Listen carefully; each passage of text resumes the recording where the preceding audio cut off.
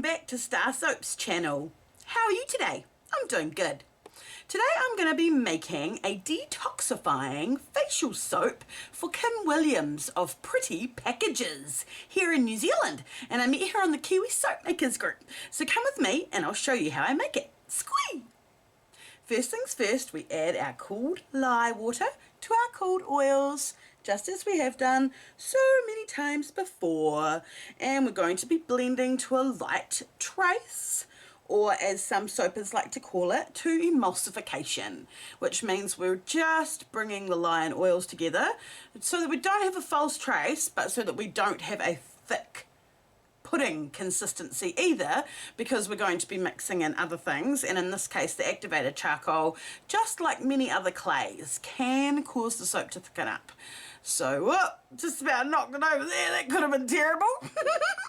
I'm adding a little bit of essential oil here.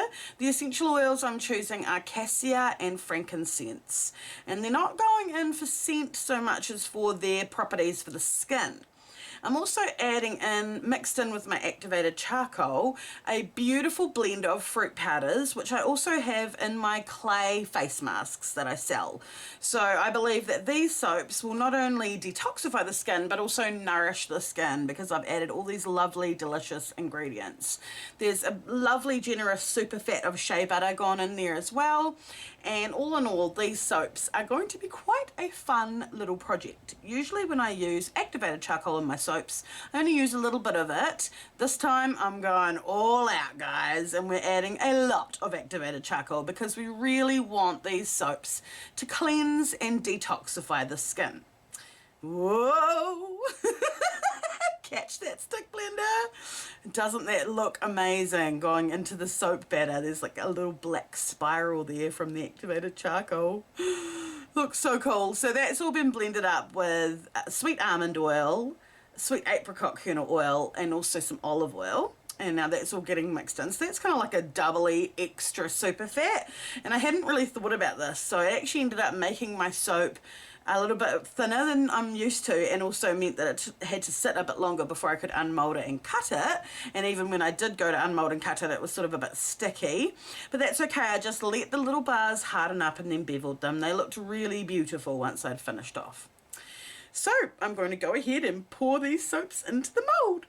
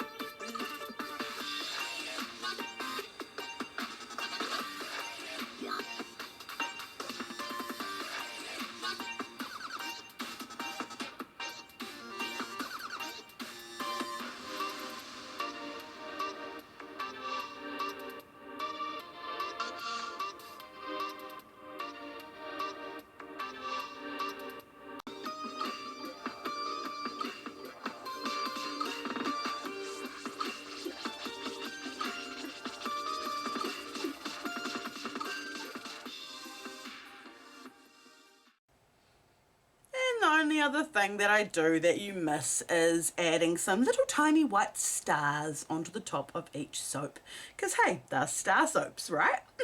And here we have the final bars. As you can see what I was talking about, they were a little bit soft to the touch when I unmolded them, which did make it a little bit tricky. You don't want to squish them or wreck them. So once I had carefully cut them into bars, they sat here for a couple of days until they were firm enough that I could go around the edges and bevel them, which made them look much more professional. After all, these are hopefully going into some little gift packages that should be sent out all over New Zealand, and it'd be a wonderful way for people to try StarrSoaps. So there's the wet soap in the mould, and here are the cured soaps that have been beveled, and they're up in the curing rack. I took this photo right before I wrapped them so you could see how the ash had formed a little on them. But luckily for me, Kim didn't mind, and I just went ahead and wrapped them up. This week I'd like to highlight Sarah Zaffa and her groovy soap cupcakes that she shared in our group StarrSoaps Family over on Facebook. So if you want to come over and join the group and share your picture, I love seeing your creativity.